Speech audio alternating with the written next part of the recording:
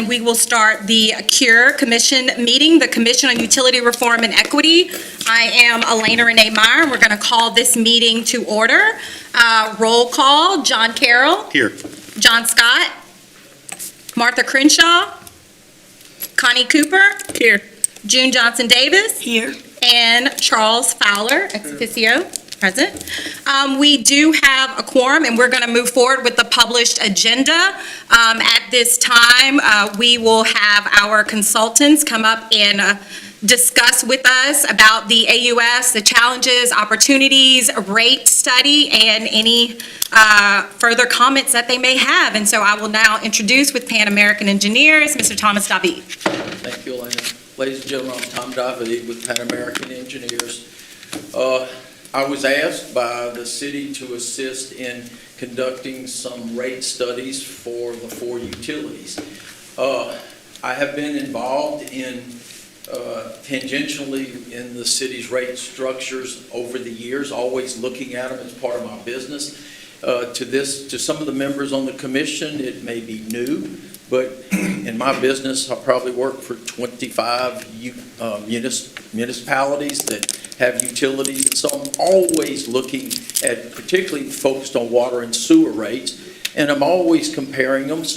And I do a lot on gas rates and not so much on the electric rates. But over the years, from working from the city of Ellick, we worked with Mayor Roy on the power plant, and we got actively involved in looking at the rates that y'all charge. And I'm going to tell you just some anecdotal things. So I don't want to really take at this moment to get into the weeds of the 4 rate studies. I don't want to overwhelm you with information. And I will tell you, I started last night to go with an outline. And just on the gas department, I said, if I gave this talk just on the gas utility, I could take an hour. And so I said, I want to give you some overviews of the things that I have observed over the years. Plus now, it was the scales came off my eyes when I was able to see some dig deeper into what was really happening with the city.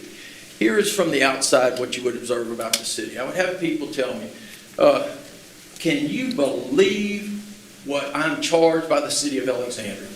And I'd say, guys, the city of Alexandria's bills, I look at them all the time. No, you don't understand, Tom, they are expensive. I said, guys, I've checked.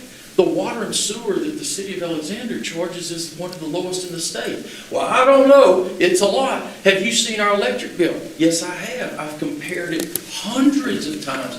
Councilmember Fowler has sent me the Public Service Commission stuff. The city had us month after month to analyze the rates, and I'm going to say 4 out of 5 times you would compare the city for apples to apples was less. And I would give this speech. I will tell you, one of y'all's problems, and y'all are fortunate enough to have an electric system, a water system, a sewer collection system, and a gas system, and y'all have bundled bills. For those people that don't live in Alexandria, they'll get a bill from Atmos on the 15th. They'll get a bill from their water provider. Then they'll get a bill from their garbage provider.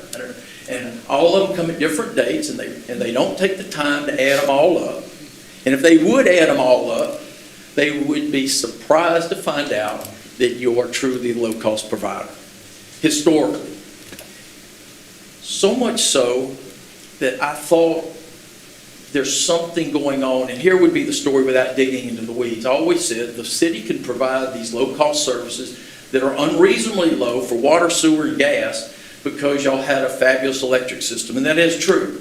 But if you keep riding, I think what we're going to report to you, if you ride that horse and keep riding that horse, it comes to a point where that's unsustainable. So let me tell you some of the things. I'm going to give you a lot of anecdotal things, because I don't want to get you totally in the woods. First, I want to tell you, this is true public service, what you're doing.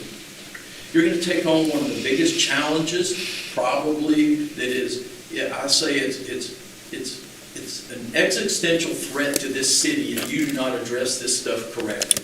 And I think it's going to have a generational impact. What do I mean by that? As an engineer, I always think in 50-year terms. Your constituents probably think on a month-to-month term. You as an official here have to think long term, because you're talking utilities and that are an infrastructure that is part and parcel to a community. You can't have a city without these items that you're going to be studying. But I want to tell you how big it is. You're going to be working on the success or failure of a $1.2 billion business. You can see that is insane. How does a community get to it, like the city of Alexandria, a 50,000 population city, get to a $1.2 billion business? It's because we are built it on the backs of the people. These utility systems, when you flush your toilet here at City Hall, that sewer line's 100 years old. So we are dealing with this thing for over 100 years of investment that our forefathers put in to build this business that you have. 1.2 billion. You take, and I'll tell you how it is. You take the water system replacement value, if we said today, let's go and start over. Your water system's 192 million. Your wastewater system, that is a $400 million investment. If you could get it for 400, I doubt it. Your natural gas system's close to $80 million investment, and your electric system at a minimum is $500 million, minimum. And so y'all are challenged to help us figure out how to run that thing prudently like a business. I'm not going to say it has to be 100% like a business, but it is a business. If you ignore the effects of depreciation and deterioration, this thing will fail. Here's another anecdote.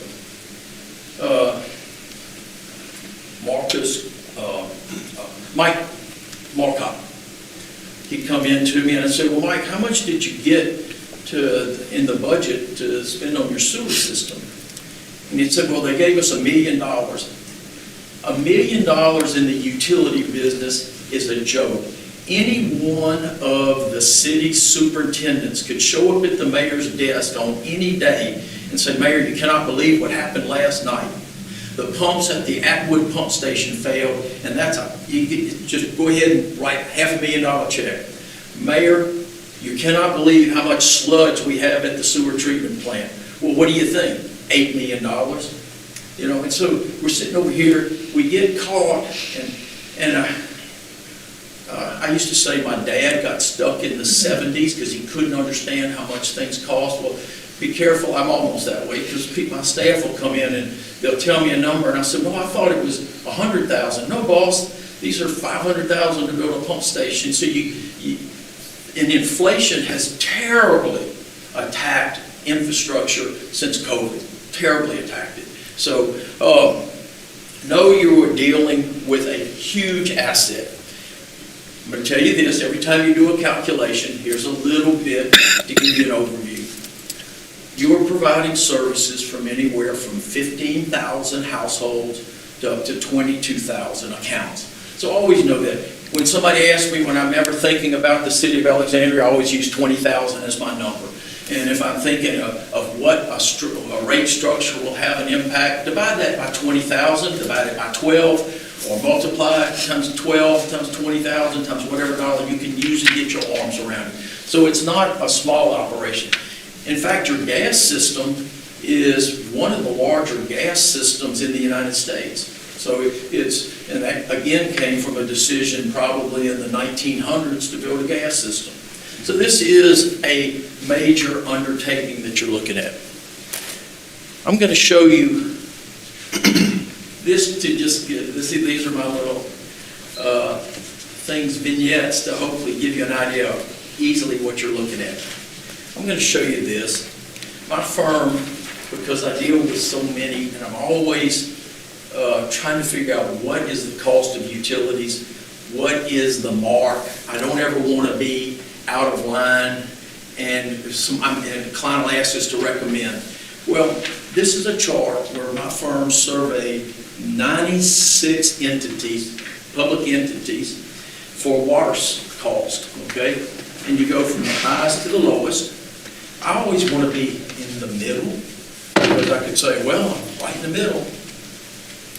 Does that chart tell you anything? Where I have marked, that's the city of Elton on that chart. On this one, out of the 96 for 5,300 gallons of water, y'all were in the lower 4. Now, normally, I would say what's wrong with that, Mr. David? That is a good thing. It is if it is still a viable system. I can tell you some of these others I see down in here, there's usually a story. I have one that's down in here that has such a huge industry client that pays for everything.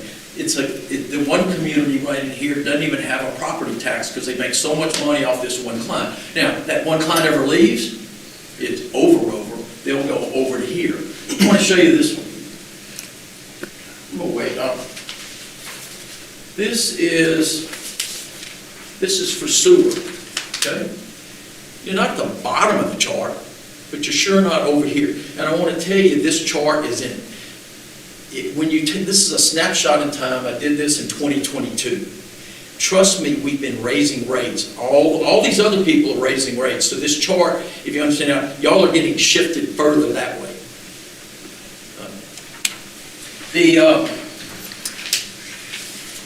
Tom, when you said raising rates, the city has been raising rates. City of Elliott has not raised rates. In I think 9 years, I used to know that fact.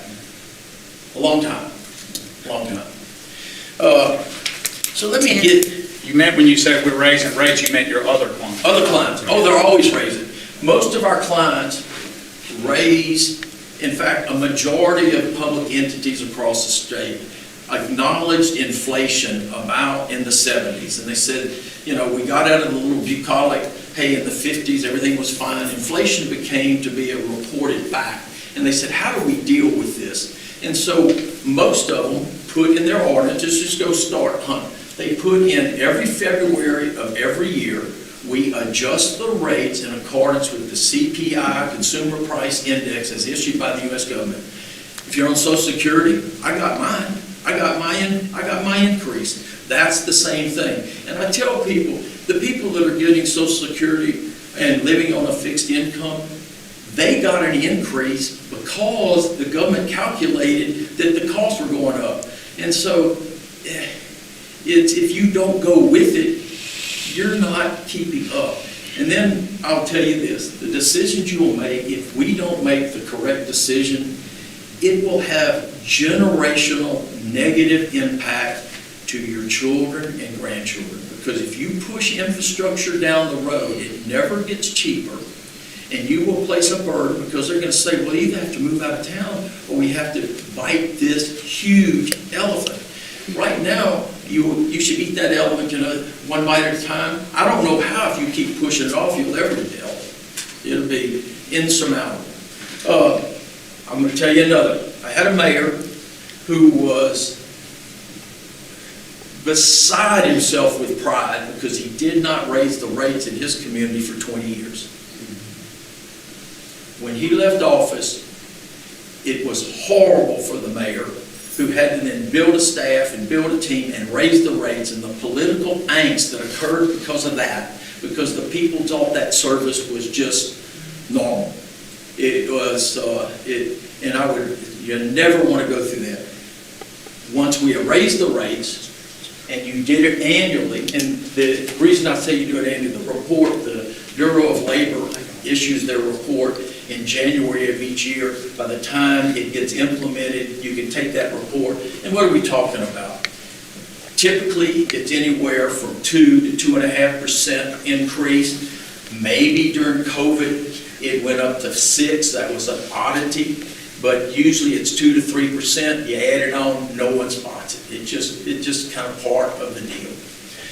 Let me tell you, the city came to me and said, Tom, could you help do us a rate study on all of our 4 utilities? And I felt very comfortable I could do the water, sewer, and gas. I asked Rick Nowlin out of Natchitoches, who has done electric utility rate studies for years, to come and join the team on the electrical.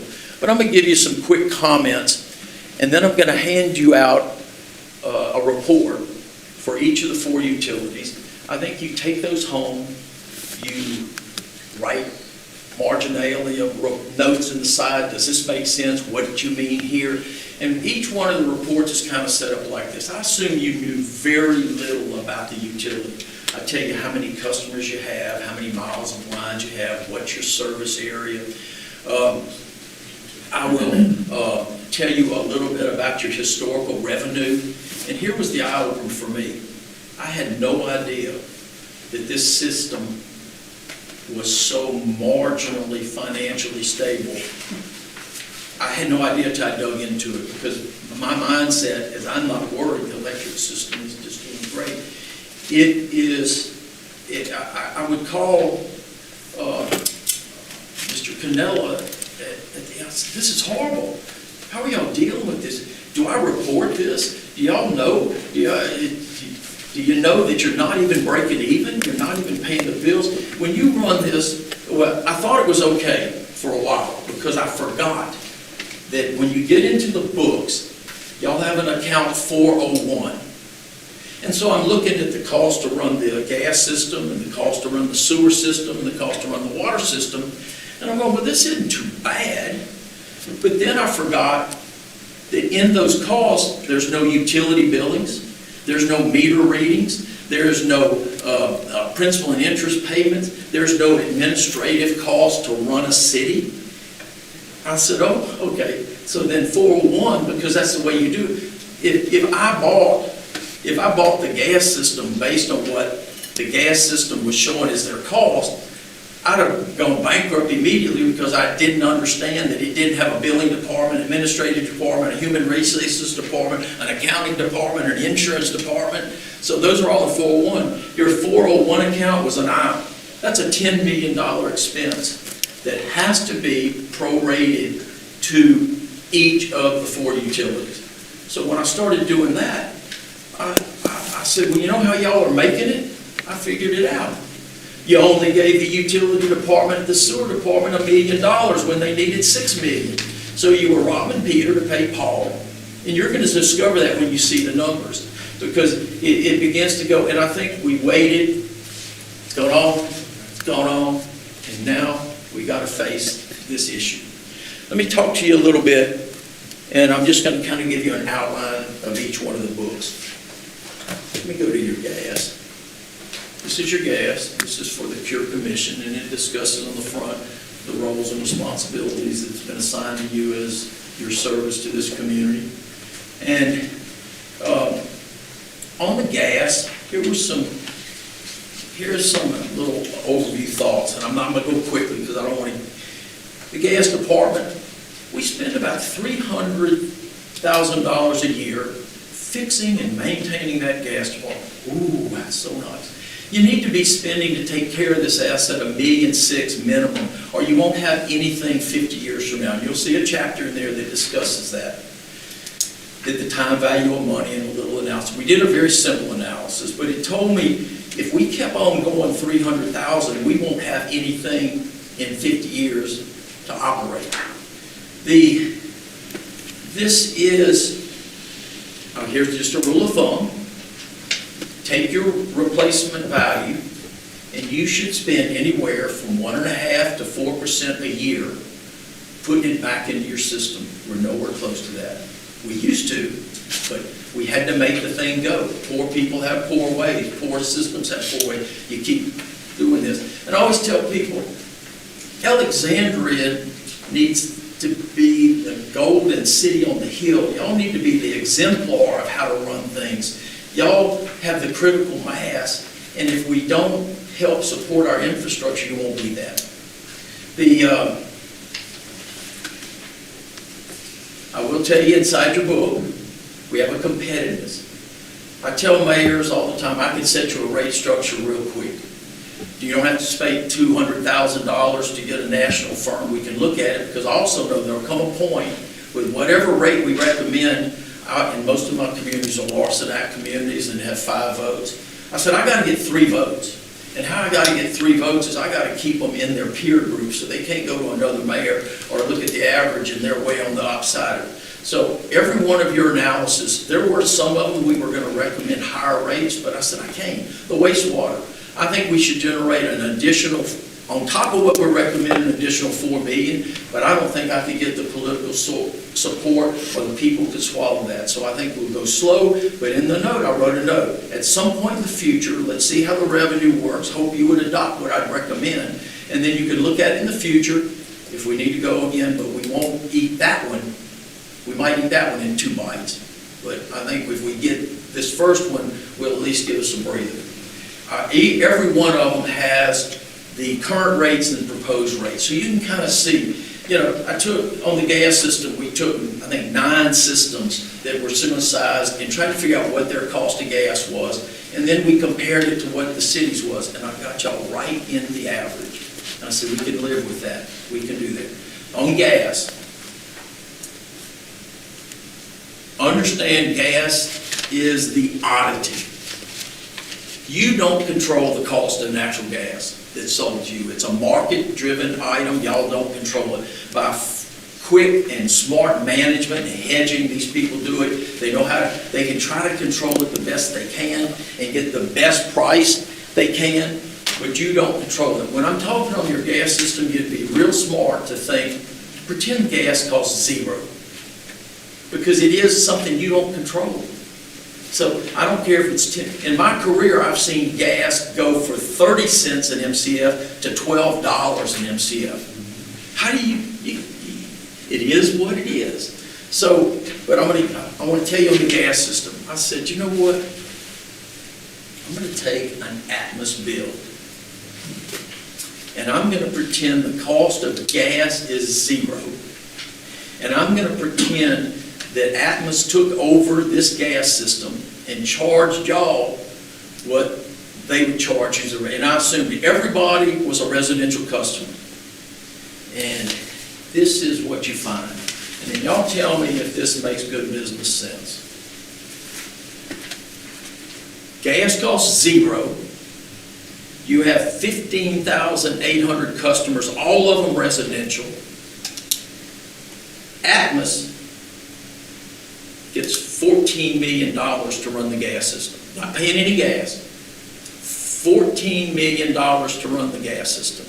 Trucks, vehicles, profit, replacing lines, management, the whole setup, as approved by the Louisiana Public Service Commission.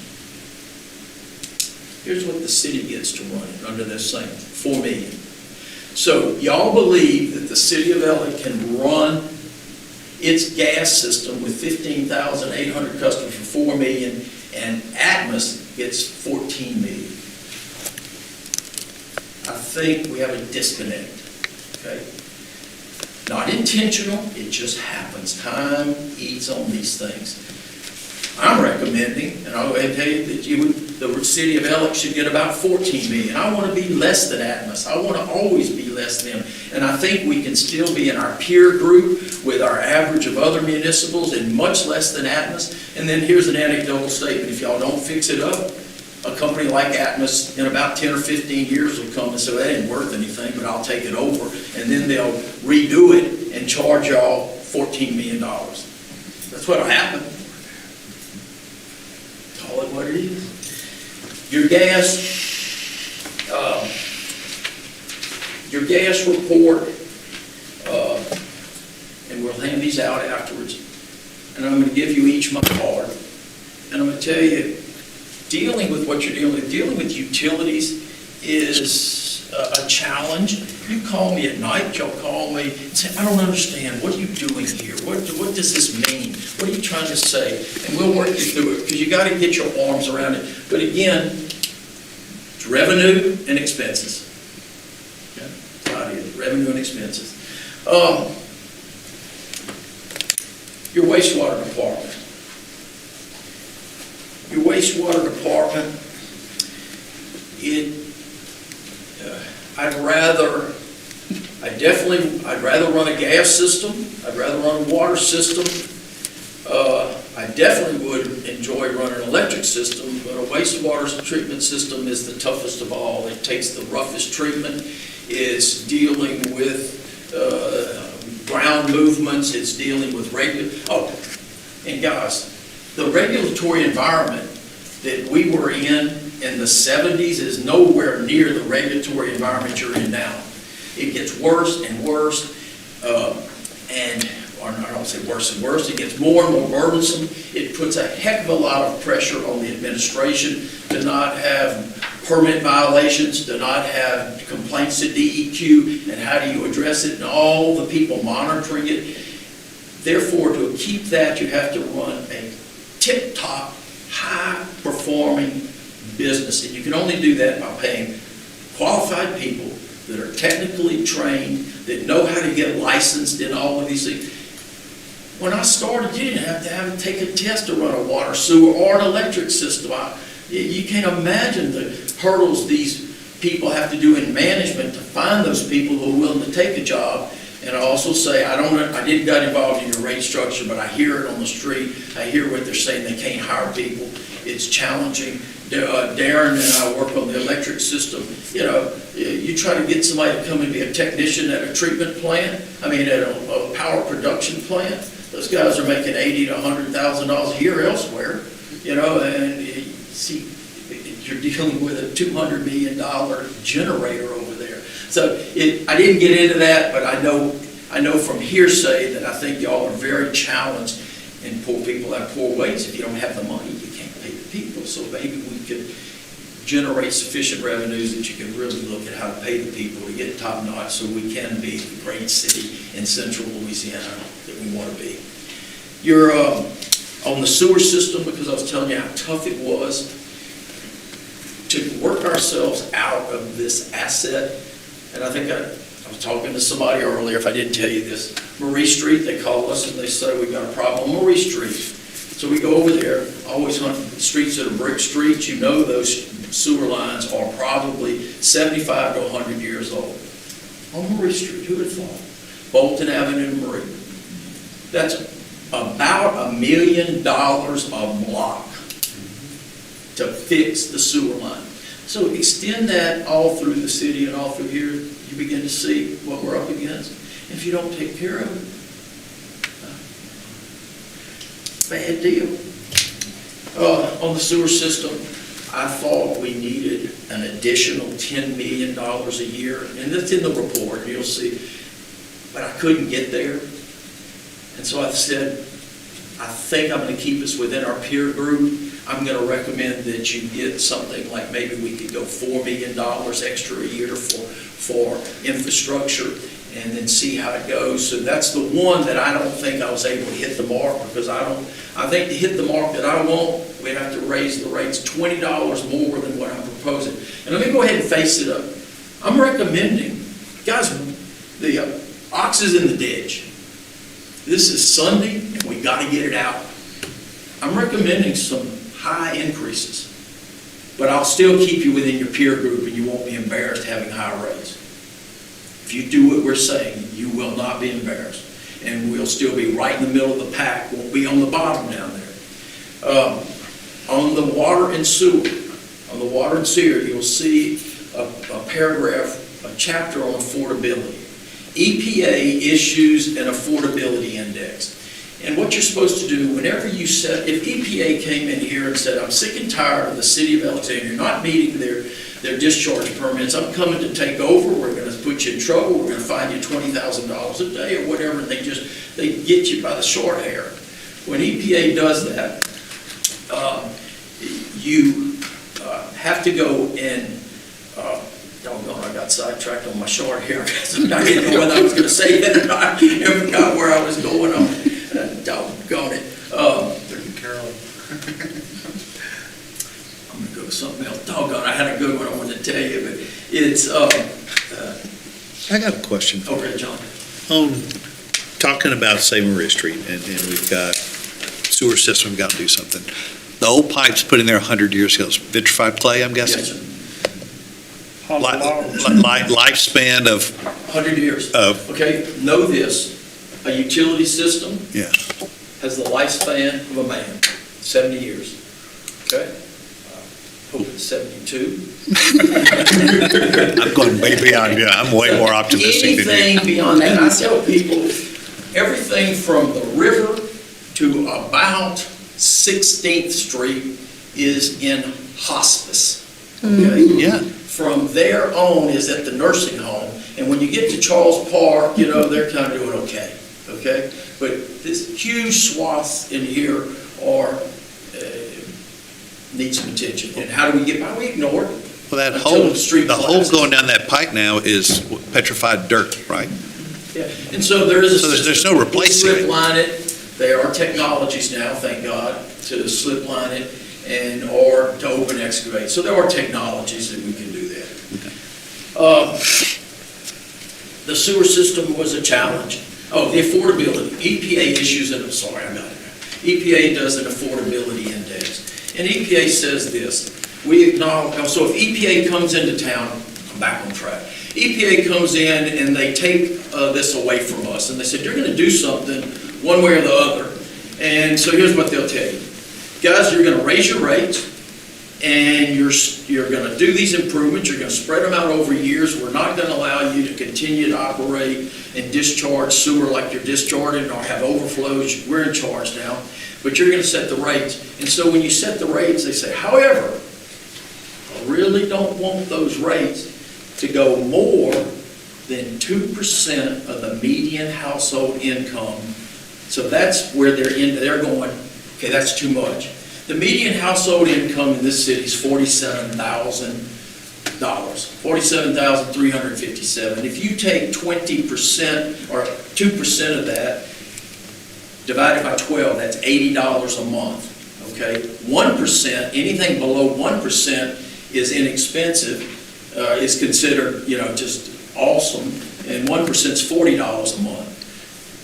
I think y'all, and here's the last thing I'll say, if you go higher than 80, EPA might say, you're pushing the limits for the least able. But it also tells you when somebody's paying, like y'all are paying $20, and the government says you can get up to 80 before you flinch, that's the point across America. Hold this in your arms. In Rapides Parish, the average cost of sewer in all of the unincorporated areas is $59 a month. Across the state, I'm seeing it more and more, $60 a month. But I tell you this, the city, we had a chance to get a grant. The state has done this. In the past, you had a sewer problem, a water problem, we're going to run down to the state, we're going to ask them for money. The legislature said, sure, we'll get you that. Let's put it in the capital outlay bill, or let's do something. And then they found that year after year, people were coming to them for money, but they weren't setting their rates. And so they just come to them again, and the state says, well, why is the legislature having to fund it? That ought to be a local thing. So here's what we're going to do. We're going to help you. We're going to create the water sector program. And the state put, they got their ARPA money. I'm going to say the first tranche, they put 150, 200 million in, and they thought that they were going to solve the problem in the state with water and sewer. And when they added up all the applications, it was close to $1 billion, and they went, oh my God. So we really got a problem. They poured another 200 million in, and and now I will tell you, because they faced it, they were given about 50 million a year to continue the water sector program. But if you want to go get a grant from the water sector from the state, you go down to their commission, they're going to ask you, did you do a rate study? Do you show coverage? And they want 15% coverage, and you agree to raise your rates to get the coverage. Coverage is basically profit on top of all your expenses. In Alexandria, we couldn't do it. We couldn't get the grant. Now, the world has turned enough to get a community development block grant. The new rule is you must have a rate study with coverage. To get a USDA grant, y'all are ineligible for USDA, you must have a rate study and coverage. To get a grant, the water sector program, you have to have a rate study and coverage. DEQ requires a rate study and coverage, and LDH. All of our sources, they finally said, we got tired of this, get your business together, run it like a business, we're not giving you the money. So it came full circle. So until we address this and get our water, and that's on the water and sewer side, everything I was talking about is water and sewer. Until you get your water and sewer straightened out, your grant opportunities are over. You got to run it, because we now have the bureaucrats saying, no, this is what you got to do. And so you'll read in the newspaper, small towns raising the rates. That's why they're doing it. They're getting, for a town to go from $20 to $60 because the poor mayor wants that $2 million grant. I got to do it. I got to go raise it up. I want to go. Your water system. You have a beautiful water system. Read in the front of the report. Y'all have the best water. I really think probably the best water that God could make. People don't realize that it's 100,000-year-old water that comes deep into from Arkansas going in, and it is pumped out of the Kisatchie well fields. Y'all have 25, 30 wells out there. That there was a vision plan. Y'all spent money when y'all really had a vision about where the city was going. Great, fabulous water, but those wells are getting old, and you need to maintain them. You need to replace them. You need to improve on them. And to drill a well now is $1 million. Just dink, dink, dink. Okay, 20-something wells out there, that's $25-30 million of wells. There's some still running, but they do reach a life of a well's about 40 years, and you're approaching their life. And how we do when you say, well, when do they wear? They just keep going and going and going, and finally they don't work. So you might get 60 or 70 years, but there comes a point where it's over. Your water system, great water. You have an opportunity with your water system. Very few communities have excess water. Y'all have the capacity to generate 22 million gallons. It's in the report, 22 million gallons a day. We're only using about 8 million, I think. So you have some opportunities to entice people to come. You have an opportunity to sell water in bulk. So there's a revenue source. Your water system, we recommended some rate increases. Let me see. Y'all's job is to try to simplify. When you get your bill, you get it in Alexandria in CCF. What? Oh, well, let me explain to you what is CCF. And so here's the poor billing clerk trying to explain to a citizen what CCF is when their neighbors across the state are using in thousands of gallons or a gallon, that X number of gallons. Well, it's very simple. It's 100 cubic feet, because in the 1900s when they invented meters, you could measure a cubic foot of water. They didn't know how to really do it for a gallon. So Alexandria and New Orleans do 100 cubic feet. The whole rest of the world does thousands of gallons, okay? It's the same. It's just the poor person reading their bill can't get their arms around it. Go to any, put the average cost. What is the average cost per 1,000 gallons of water in the United States? Go to ChatGPT. It'll give you an answer. That's how people ask it, but then they get it to their bill and they go, well, I'm in this CCF thing. We're going to recommend, if it doesn't, just mess the whole system up, go to 1,000 gallons per 1,000 gallons, and everybody can look, and you can call people in Pineville and Woodward. So what's your bill? Here's my bill. Here's what I'm paying per 1,000 gallons. Let you know, 100 cubic feet is 748 gallons, or 7.48 gallons per cubic foot. Multiply that times 100, 748. So the rest of the world is dealing on thousands of gallons. You're dealing on 748. Okay. Again, explain that to the poor billing clerk who's explaining that to the person who's complaining about their bill.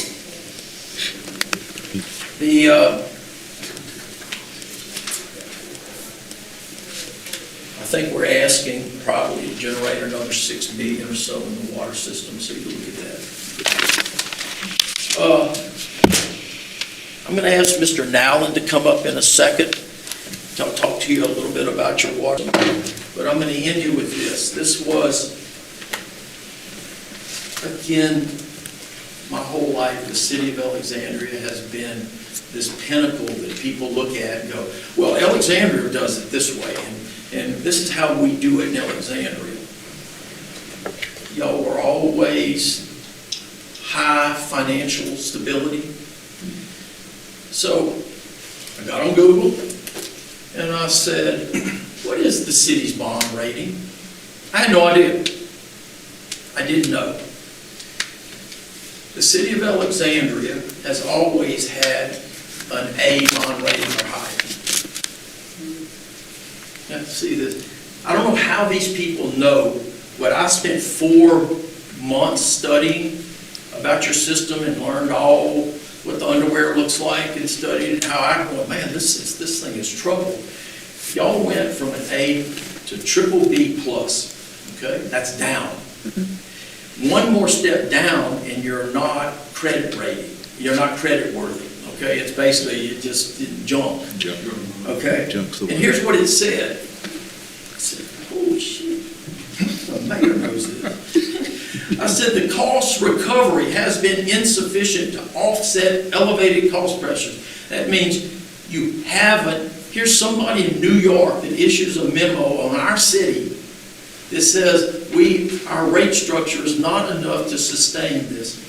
There are revenue shortfalls caused by multi-year revenue collection problems. The coverage, remember we talked coverage? The coverage, or if the utilities persist in infrequent and insufficient rate increases and remains exposed to sizable transfers payments out of the fund, your coverage is at risk. They say, guys, if you're not careful, we could lower the rating in the next 2 years if your liquidity falls below current levels. Basically, if your cash isn't getting any better, we're going to look at this in 2 years. But there's hope. Hey guys, if you get your act together in the next 2 years and you could achieve some sound business practices and show liquidity, we will change our position. Y'all are Alexander. I was going like, I don't even, this is not good for my city. So it's, and they discovered, like I said, I don't know how they discovered. I guess they read the audits. They did. Somehow they've got some metrics that allow them to render an opinion that I 100% agree with. I believe everything they said in this 2-page memorandum is what we have in these reports. Mr. Nowlin, I'm going to ask you to come up and give a little bit of tell them about their electric system. Thank you very much. It's a real honor to be here with you today. I've worked with this young fellow for many years and have a great deal of respect for him. Jock was here a minute ago. He left. I served with his brother in the legislature a long time ago, and he moved on to better things, and I went back to engineering, which was my first and true love. I'm going to talk to you a little bit about your electric system. Tom mentioned it's worth $500 million. That's the replacement cost. If you wanted to replace it, you're looking at least $500 million. And like everything else, it has to be maintained. I'm not going to repeat a lot of what he said about the financial system. Our report, we have a report that's only about 20 pages long. We have about 200 pages of spreadsheets to back up the numbers in the report. And it's something that takes us 14 months to develop, 4 months, not 14, 4 months to develop or longer. It's not something you can absorb. I don't care if you're Einstein in one meeting. And so we're anticipating you'll take some time to study it, review it, and come up with your questions, and let's have an opportunity to answer your questions at some time if you're convenience in the future. One thing I noted in is we go through several phases. How do you do a rate study? The simplest way is to say, well, I need $10 million, I sell this many kilowatt hours, so I divide it in there and it comes out to 2 cents a kilowatt hour or whatever. That will get you the money, but it'll also get you in a lot of trouble. Because part of the study is not only how much do you need, but where do you get the money? Which rate classes do you get it from? Is everybody paying their fair share on this thing, okay? Or is one getting a ride? Typically in electrical rates, the cheapest rates go to the largest users, the industrial rates, because people figure we're getting millions of dollars off tax off of them. They're hiring 600 to 800 people, so we're going to make a lower profit. We're not going to sell anything at a loss, but we'll make a little bit lower profit than we do somebody that just has one house, okay? Your highest rates tend to be your small commercial. So yeah, and then in between is your residential. We focus on residential, but we calculate rates for every type of customer it is at various consumption levels, and that's all included in our report. And I apologize for my voice. Several months ago developed something. It's really confounding the doctors. The only thing good about it is it got me out of singing in the choir. I was asked why I'm not singing in the choir, and I said I'd be singing solos because everybody else would quit. But I'm not a resident here. I have a son here, Matthew Nowlin, who lives on Albert Street with his wife Allie and their 2 boys. But anyway, I think what we've done is an objective look. We've done rate studies all over Louisiana and for our clients in East Texas. We've got a system engineer from the C.U.R.E Municipal Power Agency, sort of like a mini form of LEPA over in East Texas. And to do a rate study, the first thing you do is you gotta know where you are financially. So we took the last 8 years of audits and analyzed them, downloaded them and went through them, and then we took the current year budget. We looked at the 2025, we started 2025, it's not over yet, the one that just ended April 30th, I guess. And we looked at the budget for the current fiscal year, and we saw a lot of red ink. Now, if you take, as Tommy said, for the utilities, you take their budgets from strictly direct operating expenses and revenue, they're pretty good. But then when you get to indirect expenses, and then everybody with the municipal utility system, they make a little profit on it because they are non-utility responsibilities of the city. It may be fire, it may be police, it may be parks and recreation, it may be a zoo, it may be buses, there are a lot of things you need to do. And it's, I've been in this business over 50 years, and it's accepted practice.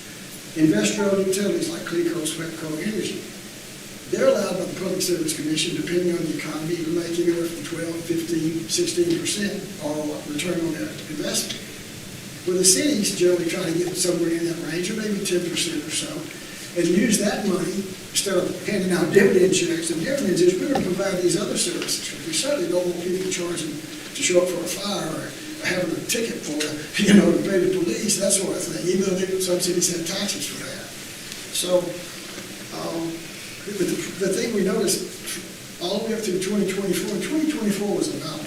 You actually made a lot of money in utilities. But I delved into your audit report. These things were a couple hundred pages each. You've probably seen them. And the auditor for the city said, be careful, because there was a change in the accounting for the gas for the power plant and for the gas system Tommy talked about. And so you had a lot of revenues rolled into the fiscal year ending in 2024. But the expenses were not there, okay? It would hit you later. So if you don't, it's anything, you look at a trend, you don't look at one snapshot and set of data. So you did that, and then from that, you come up with what we call our system revenue requirements. What do we need? 500 million, 2%, we need 10 million just for capital repairs and replacements. And then you need money to cover some of these non-utility things. And to emphasize Tommy's point about the ramifications of very low rates, one of our clients in Louisiana, and I will say because I want to keep them as a client, but they bragged on their electric rates. And I said, but you 20%, 25% below everybody else. Well, it's great. And I said, do you have any problems? No. I said, well, I have one. We hire a lineman, we train for 5 or 6 years, and then he goes somewhere else at twice the pay. And I said, that's a problem. So, I mean, all your linemen have less than 5 years experience, and they're putting the lives on the line out there for $16 an hour. That's the problem, okay?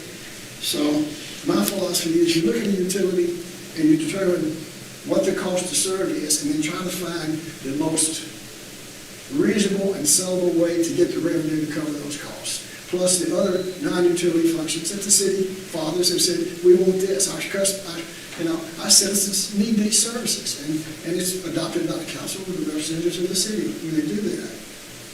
And then we go to the point and say, okay, let's look at your rate structures. Our report, when you get into it, you have more than a dozen different electric rate structures. I've never seen an industry utility that many. And of your 20,000 customers, some of them have less than 100 customers, some of them have less than 5. And I said, we need to consolidate some of these rates. I mean, we don't need 9 residential rate schedules. It's not only, it's not logical. The poor people in the building department, they got to figure out which one you live in, which one applies to you. And so we recommend that you consolidate them. We're cutting about half of them out if you take our recommendation. And the other thing is, on your customer, on your commercial and small commercial, and your residential in particular, you have what we call a declining block rate structure. So that means for the first block of kilowatt hours, say 100 or 200, depending on the rate schedule, you charge the highest unit cost. And then as people consume more, the price per unit goes down. And the rationale in that, there was some logic at one time about it, was that, well, it costs a certain amount, you have fixed cost of service, and then as the consumption of kilowatt hours of electricity, it goes down on the average the more you buy. But we also charge a customer charge up front. So we're saying the customer charge should cover basically those fixed charges, and let everybody pay the same cost per kilowatt hour. And what it does is, when you look at the increases, everybody in the increase we're going to recommend, everybody would have an increase, but the higher end users would have a slightly higher increase, okay? Because the person that uses 500 kilowatt hours a month at their house are going to pay the same per kilowatt hour as the person that uses 5,000. And in the past, they paid a higher rate. And that rate was okay 50 years ago. But people are more and more saying, no, everybody's going to pay the same rate. That's the way it ought to be. Within a class, okay? The rates per classes may vary within a class, and so that's one of our recommendations. Tommy talked about the cost for capital repairs and replacements. And what really is, he talked about the area, it's the highest cost. You're not going out to undeveloped land and laying water lines and sewer lines and manholes. In this area, in developed areas, the cost of access and maintaining service while you're doing the repair work can cost as much as the repair work. It really costs a lot. I mean, you got to keep businesses open, you got to keep homes running, and so what do? You have to, if you don't have an alternate supply of electricity, you've got to figure one out. You've got to do something, okay? 5 years ago, a little 10,000 kW transformer for a little small substation with a couple of feeders on it, you could get for $600,000 or $700,000, and probably in 30 weeks or so. Not today. $1.4 million, 65 to 75 weeks. So if you lose the transformer, what happens? You order a new one. But you got to have the money up front, or it doesn't get built. You don't put $1 million transformer and build them on the shelf, and there's a lot of variations in them. And so, if you can't beg, borrow, steal one somewhere, and utilities sometimes help each other, you go to a company that rents transformers. But if you rent it for over 8 months, you've paid the price of a new transformer in the rental fee, and then when you get yours in, you got to pay for the new one too and send the old one back. So you pay twice. You got to have some resources to be able to maneuver those situations. So after you figure, I talked about revenue requirements, rate structure, and then we came up with a set of rates. We said, okay, before we didn't read the last chapter first. We went through it progressively, and I said, okay, let's take 5 steps, 5% per step. December 2015 was your last rate adjustment, 9 years, and that was a reduction. So I don't know, I'm not sure when the prior change was.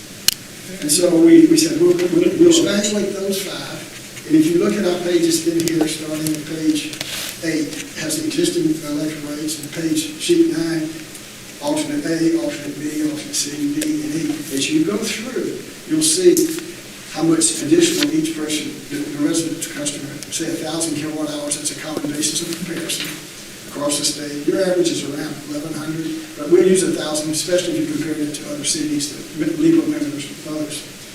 And your cost would go, if you've done, we're not actually recommending C, which is a 15% overall increase over more than 9 years. And I tell mayors frequently, if you just raised it 1% a year, you'd be getting more money than you'd be getting for this 15% now because of the compound interest at one. So you'd be going from $108.51 to $124.41. That's almost a $16 increase. That hits people hard sometimes. But that would raise, the increase of all the rate classes combined would raise a little over $10 million. Our calculations on the revenue requirements are $9.5 million a year. And so it says, well, we'll pick up an extra $500,000. Yes, if you don't have any extreme weather, if you don't have any storm damage. Oh, and by the way, the $9.5 million revenue requirements does not include any money to replace the drainage on your system retaining earnings. In fiscal year 25 just ended, and the current fiscal year, the city has budgeted over $23 million of the money you had in reserves. That's almost a quarter. So in 2 years, you used a quarter, which means if you keep on that track, in 6 years, you'll be flat road. And that's all for utilities, So, I'd love to come down here and say everything's fine, you don't have to do a thing, but I've made a philosophy. One thing is, rates should be on the cost of service. One thing is, they should be fair to everybody. Fairness is the beauty and the eye of the beholder, but somebody shouldn't be paying an extra amount because they're bigger or smaller than somebody else. And the third thing is, I always try to tell folks what I think they should hear, maybe not what they want to hear. Now, my job is easier than yours. I tell you, it is easier, but it's something you have to face. So we go through that, and we rejected the alternate C. In our report, that's Exhibit A, like it's a 160-page spreadsheet, and it goes into great detail, and your eyes will glaze over if I get too deep into it today. Mine did when I looked at it and I wrote it. We got the comparisons, and we took residential, 1,000 kilowatt hours a month, a small commercial with 10,000 kilowatt hours a month, a large commercial with 65, and an industrial with 2 million a month, and calculated what the demand charges customer everywhere through.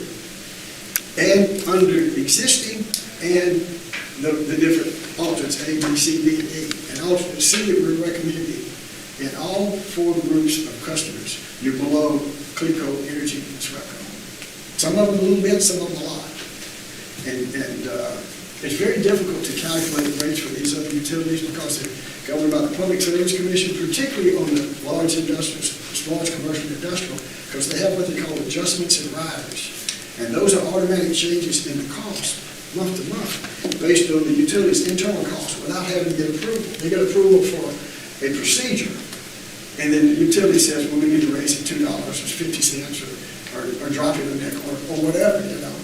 And so it gets pretty involved in those calculations. I sent those out just the other day. I don't know if you looked at any of them, but they'll have, say, an industrial charge per kilowatt hour capacity, charge per kilowatt hour energy. And then they'll have the customer charge. And then they'll have 17%. And all the 2 or 3 are added, and 2 or 3 deductions from municipal, they're meals, or fractional meals, which makes it $1,000 to the dollar per kilowatt hour, so it's really small. And I asked Rick to do that because I got an energy bill, and I said, Rick, I want to make sure that we're not naive in this analysis. Energy bill, you look at it and it has that credit, it has all these little adders on, and I said, I don't want to present to the C.U.R.E Commission that here's what our rate is. I call it the all-in rate. What the citizen at the bottom, she writes that check for by the number of kilowatt hours. That's the real cost. And so he went back to prove to us that in this analysis that we are talking apples to apples, because not sometimes the Public Service Commission will report doesn't have all those little credit adjustments. So it's a piece of what your bill is. And I asked him, I said, no, I don't want somebody to walk up here and say, well, here's an energy bill that I got, and I don't agree with what y'all are saying. So he went back and verified that we can say that when we're comparing, we are comparing apples to apples. Yeah, and sometimes, in some cases, your base rates for KW and KWH are half the total bill. But actually, more like a fifth or a sixth, and then the fuel adjustment gets it up to a half, and then all these riders make up the other half. But they're not published. Well, you can find them if you know where to look on the web, okay? But and I'm not accusing anybody doing things sleight of hands. I know sometimes it takes a while to get a rate approved through the PSC, and they need adjustments on the shorter term, so I give them the benefit of the doubt. But it's a little confusing and not easy to decipher unless you dig it. And let me cover this. You heard us say the PSC, we mean Public Service Commission. The Public Service Commission handles the Entergys, the CLECOs of the world, the private operator or company-owned, or stock-owned. The rate structure, and unfortunately, the rate structure, because it is a burden, I'm saying it's unfortunate burden, the rate structure deciders for municipalities are your council members. Right. So y'all are going to have to do the heavy lift, to do the study and the analysis, and then we're going to have to ultimately, because that's the ultimate people, they have to be convinced that we've done a good job studying it and our recommendations are sound and solid, and then hopefully they'll vote on it. Joe? Two things. One, I think the last rate increase that we had in electric was, Ned was mayor. 86. I think 86 was the last rate increase It's we been had. 40 years. And I'm just saying that's what I think it is. I might not be correct, but that's one thing. The other thing, we have an account with Clico outside of the city. And on that bill, there, as you mentioned, there's several charges. There's one charge in there that's for storm repair. So when they have a storm anywhere in the Storm state, recovery costs. right, and it's significant. It's, $5, $6, $8 a month times gazillion customers. But we don't have anything like that. We don't do anything. Should that be an area that we look at in addition to the rate adjustments that we're doing? Because I know that when as short as we are with the folks that work for us, when we have to bring in these outside contractors, you can watch a truck go by, and this is, that's about $600 an hour labor right there, and that's 24 hours a day. Yes. If you want to do it, I wouldn't object, but here's the problem. There's some problems. I'm just saying, this is something we ought to be looking at. No, well, our attitude has been, let's put rates in and take in most of these, a little bit over the next month. But one problem is, these investor-owned utilities, the big utilities, they have a staff of accountants, and they get on it, and it takes a lot of number crunching. Everybody that's sent out, every piece of equipment, every tool, every meal, every motel expense, every gallon of gas, and they have to crunch those numbers and get it out right away. They want their money back, they spend their money. It would certainly, it may be beneficial, I'm not arguing that, but it would certainly complicate your ability. You'd have a delayed recovery, I would anticipate. Well, I know there'd be a delayed recovery. I'm just saying it's something we ought to be looking at. Chew on it, and let's get this, get y'all's first bite at this thing.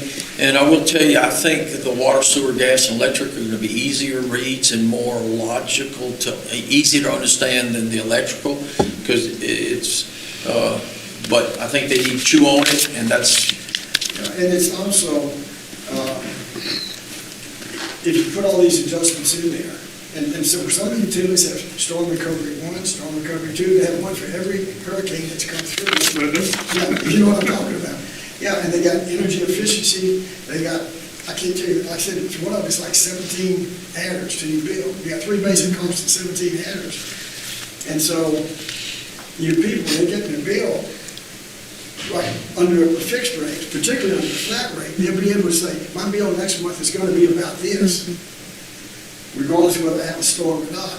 But if they've got a $120 bill and you have a storm through their bill, maybe $240 the next month, and then it will go back.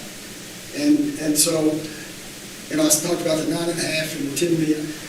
We're trying to say, okay, we got a little cushion here. We've had some municipal clients that actually gone to levelized billing, where they say, we're going to charge you, they set a fuel adjustment. And if it's more than that, the city eats it that month. If it's less than next month, the city credits back. It's a rate stabilization. That by itself is an accounting nightmare, I can tell you. Ladies and gentlemen, it's a lot to absorb.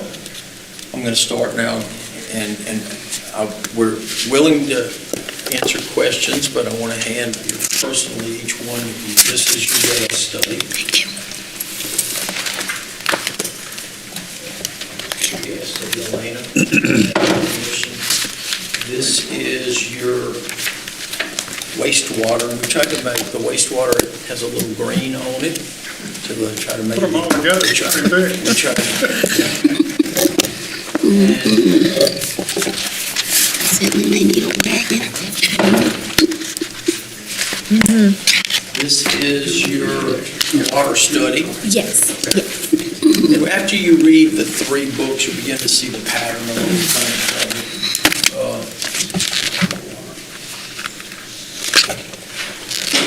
Did I give everybody a water? This one. And then these are your electric. The electric has a large appendix of spreadsheets. Maybe at some point in some future meeting, we can get into these. This is a complex analysis, but it was Rick and not me. There's a lot of Be profound. analysis. I love spreadsheets.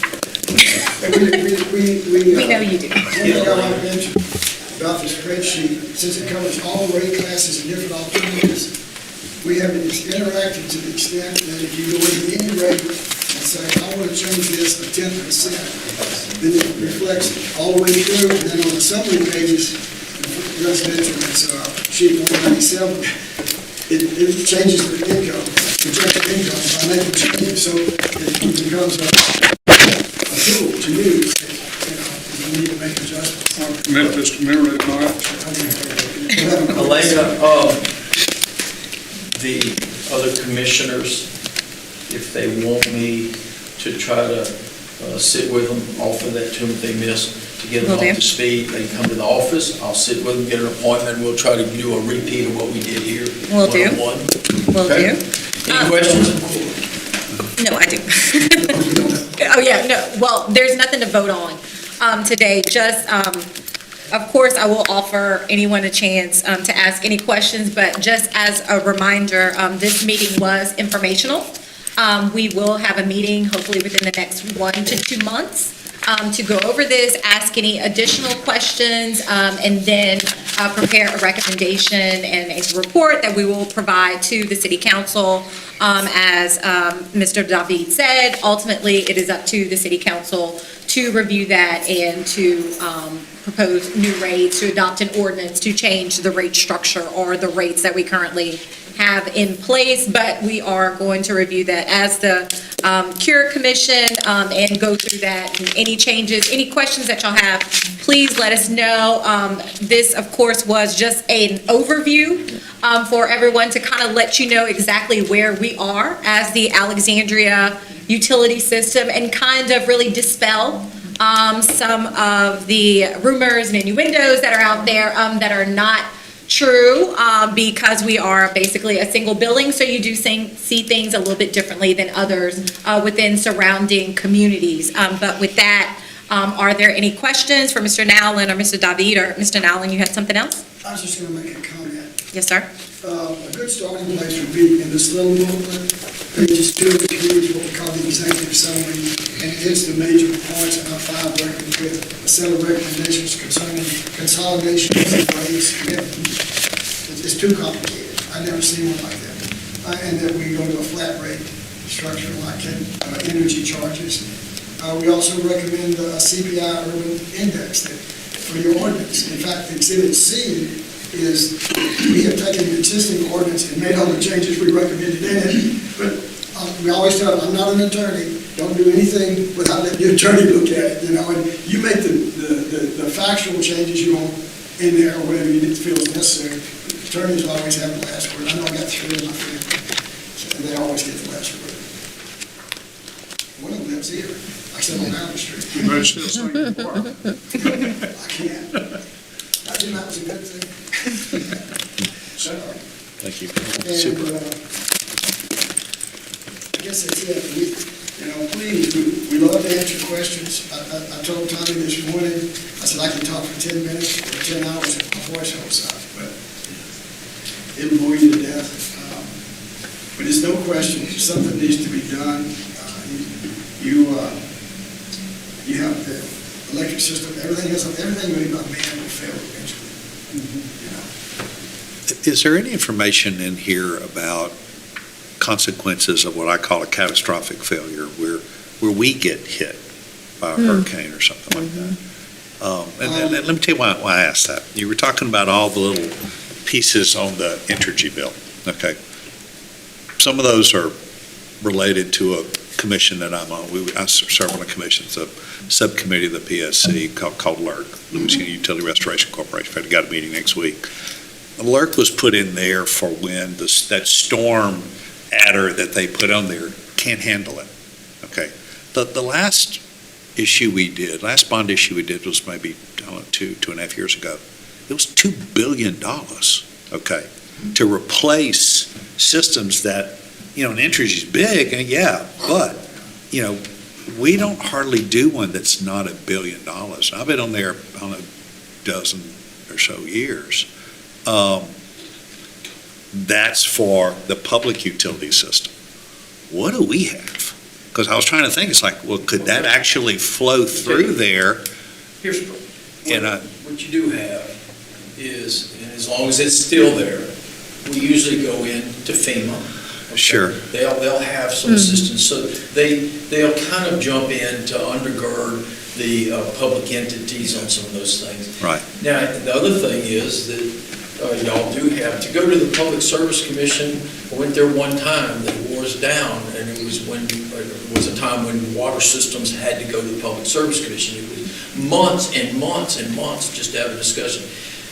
If that occurs, the rate setters or the city council, if it got that bad and we had to generate quickly $1 million, $2 million to do line replacements after a hurricane, then in several council meetings, if they have the vision and can acknowledge it, they can implement a rate change like that, as opposed to the several months that it takes for Public Service Commission, because that's the joy of them being in control of the utility system, the Alexander utility system. So, Mr. Carroll, actually, if I could just expound. Yeah. One of the things that we do as the city of Alexandria, and a lot of other municipal utilities do the same thing, and we've had this conversation previously when I was on LEPA, and we discussed this. Most municipal utilities within the system, including LUS, do not have a storm rider. We do not do that. It's not factored into our rate. But what we do is if we know that a storm is coming, we do have the city council declare that it is an emergency. We then place funds within a separate line item for us to use for that emergency. That way we are able to keep track of everything that is going on. We also make sure we have emergency contracts in place as far as restoration work for the utility system, primarily electric. That usually is the main issue at that time. Now, we do, if a declaration does occur for our area, we do have to go through the process to make sure that we meet those funding requirements. They make sure that if you have any insurance, that the insurance is done first before you can actually make a claim with FEMA. And those claims take years. It is not an immediate, so that is why it is very important that we are mindful about our budget, about the revenue that we have in place, and about having fund balance in order for us to do that. We have been fortunate in the sense that we have been able to withstand those storms that we have had recently. But to answer your question, if there is something catastrophic as far as the entire system that goes down, and pretty much everything has to be restored at one time, and it's not just one line or multiple feeder lines, I cannot say how that will be handled at this point in time. And that is a very honest answer, because whenever you have these issues, the funding has to be in place and we have to pay for those services as they come. So, which is why people go to the LPSC to have all of those. That's why they have a lot of that money just sitting there aside. And that's why it's very important for us to make sure that we have the revenue and that our rates, that we are able to sustain ourselves for that very reason. But we have been very fortunate, but we do have mechanisms in place to try to cover those things. You have to have a cushion to follow. And DEPA members also have a mutual aid. Y'all are familiar with that, where one city, one part of the state, other people send their line crews and everybody else to help them out.